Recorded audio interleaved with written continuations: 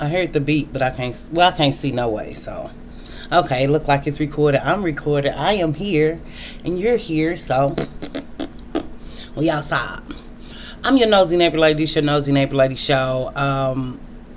With Carlee Russell, she's not trending as much, but people are constantly talking about it. And I wanted to do the things we learned from Carlee Russell about black women. I could do younger black women,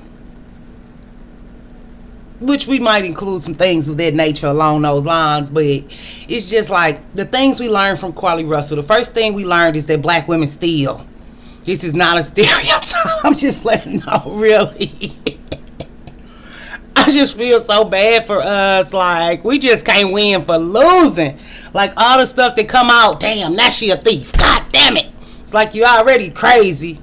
But we know that it's just so aggravating. And a lot of black women are mad or upset for this or that. We already did the reasons why black women are mad at Carlee Russell. But really, as a ghettoologist, hoodologist, trapologist, went to a few colleges. What I learned from Carlee Russell, for real, on the real deal, Holyfield, that this woman was in a crisis and nobody helped her. This woman was in a crisis either after a breakup, nobody helped her. This woman, I still believe she might have a drug issue. Nobody took her to rehab. You know, I think that her cries went unignored, and you know, she lived with her family, which is a young girl thing, because a lot of black women, they move out and get away from their mama. They just don't bitch and complain about their mama. But neither here nor there. But it's just like, you don't wanna, if you don't like your mama rules, get out her house and grow up. Okay. Shit. I'm as a mama girl. So when my kids feel like they don't like what I'm doing and how I'm doing and how I'm rolling, they need to go get their own address. But it's just like, it's obvious she didn't have any friends. To me, the friend did pick her up, but it's obvious she didn't have no friends of quality to tell her, girl, this is stupid, girl, this is crazy, or didn't have friends who care about her. Because a person who cared would say, girl, why you gonna call 911? Why you want to get somebody involved in your life, girl? That don't make no sense, girl. But that's why black women don't have friends, or if we do, we really don't trust our friends and can't trust our friends, because a real friend would have told her, bitch, you can get kidnapped without calling the police and lying on a baby. But it's like, for me, another thing, I feel like for her to not feel like she can get another guy just because a black man doesn't want her no more, it's the black women pain obsession. It's to ruin your whole life for a black man. It's to throw everything you worked for so hard away. You work, did this, that, and the other to get yourself in a position to be better, to make money, to ruin it for love and black pain. That's a black woman crisis that's been going on for years, but right now I think it's just being highlighted to the extremes that black women go to please a man. Like, it's enough men in the world. She could have went and got another man. So that speaks on her low self-esteem, low self-value, low self-worth. But then black women have that too. Then I was thinking about the thing that black women can't be honest. We struggle with that on my show, because I know that due to me being an honest person, being honest about my life, being honest about my struggles with black women, being honest about my struggles as a single mother, being honest with my struggles with other black women, that keeps black women away from my channel.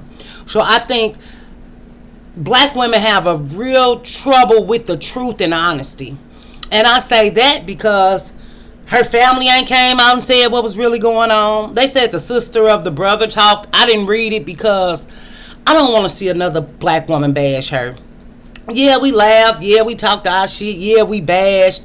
But it's just all this rhetoric. I'm not ever going to believe black women no more. People don't believe black women no way. So people don't put only people who believe black women is black men when y'all say y'all going to give them that money.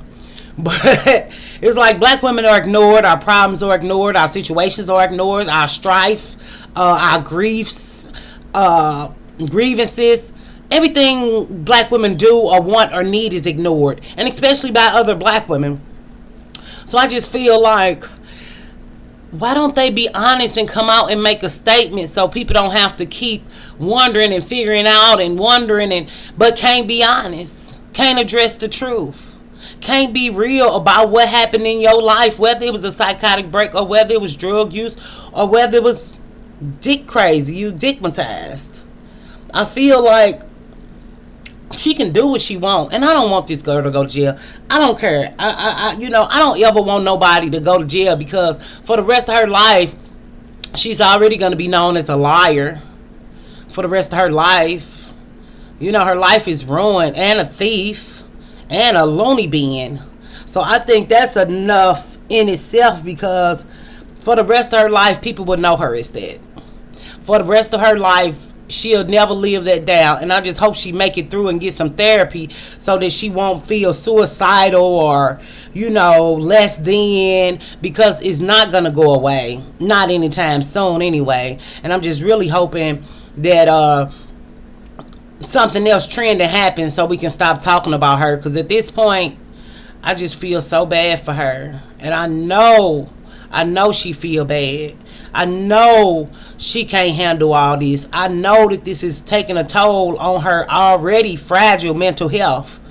So this girl really don't have nothing but a future in pain, because this right here is going to stain the rest of her life. And only the Lord knows how she would act it out and what type of self-destructive behaviors she would get into, or how those things would affect her future. But it's just like, I do think people failed this black girl. Her friends failed her. Her family failed her.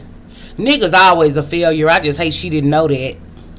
But it's just like, another thing Carlee Russell taught us about black women. Even though black women might not have nothing that's their own, like when she was talking about the stripper girl, talking about, I ain't got no kids, you got kids, and I don't know who your father is. That's shaming baby motherhood. And then, I'm rich, you poor. No, your parents got money. Your parents is rich. This delusion that black women live in and have, just to take down or talk bad to or hurt another black woman. Of course, over a man, but just this want to feel better about yourself by putting down another black woman. That's a big black woman trait that we do. That's something we really love, and we really need to get over that shit. We really need to let that shit go. People gonna make videos about her. I'm not saying people should stop, because some of them funny, some of them real, some of them, when black women do come together, we can be dangerous. If we do come together, we can get a lot of shit done. But it also talks about the obsession with color or race. Because out of all the babies to get kidnapped or whatever to see on the side of the road, why was it a white male child? Maybe she knew that would get more attention, which is true. But still, this race or colorism or this texturism or all these color fascinations that black women have, that speaks on their lack of ability to love themselves. I'm not quite sure what that white baby had to do with. Well, it's not a real baby. We know that now. But what would make her see a white male child in all of this? And it's just this black women craving and need for attention at all costs, because we didn't get validated by our fathers. So everything we do is attention seeking. Everything we say, even all this random twerking out in places, that's a need for black male validation and black male attention, because we don't have fathers. And I just think when we look back and, when we look back on this moment in time when black women could be believed or will be believed, or us missing can be pushed in the spotlight, I hope your heart is not hardened on study sharing black women's stories more. You don't have to like the black woman. You ain't got to know her. You ain't got to want to see her. You don't have to identify with her, because we know black women don't identify with black women. Whether they light, tall, short, y'all could be twins, You know, brother from another mother or sister from another mister. Y'all don't see yourself in each other, but I do hope that from here on out, the lesson that we could take the most is we could at least share young black girls missing. We could at least share black women missing. Now, if they look ambiguous, that's up to y'all. I really don't share ambiguous girls. If she light skinned, yeah, I still know a light skinned girl from a ambiguous girl. And I'm not going to feel bad about sharing nobody else's kids, because if I have a baby today, it ain't going to look like none of them kids. And I hope all the missing kids get found. But I'm for black women, black girls, black nieces, black grandma, black TT, black mama. But that's my stance on it. And I feel like I just hope we share more. I hope we listen more to black women's stories. I hope we look for signs when your friend might not be okay, when your coworker might not be okay. That little small conversation of or words of encouragement, or you telling her a story when you was down and how you got back up, that won't hurt you. Give a bitch a break. With all this envy, hatred, and jealousy that we have towards each other, I hope that we try to make another black woman day easier. Or try to take a load off, or try to do forgiveness, or try to just focus on you. And if you want to hate another black woman, fine. Do that without letting her know. Because it just don't take all that. But hate will eventually destroy you. Jealousy and envy will eventually destroy you, and you'll never get shit done in your life because you're always looking over the fence. But overall, I'm glad Carlee mama stood up for her, because she could have threw her under the bus. And I ain't gonna lie, if my daughter did that to me, I would have told him she was on drugs or had a psychotic break to get her help. And whether that's throwing people under the bus or not, I don't know. I wouldn't have kept covering for her. I know that. But what the sister said, y'all got to look at the other shows for that. I'm not the details of the details, girl. This, you know, we do mental health, mental healing, trying to figure some shit out about black women brains. With what the little education I got, I just try and piece it together and try to bring it to you in a way that makes sense, so we all can learn with each other, alongside each other, trying to get a better life somehow, some way. Or at least a better understanding.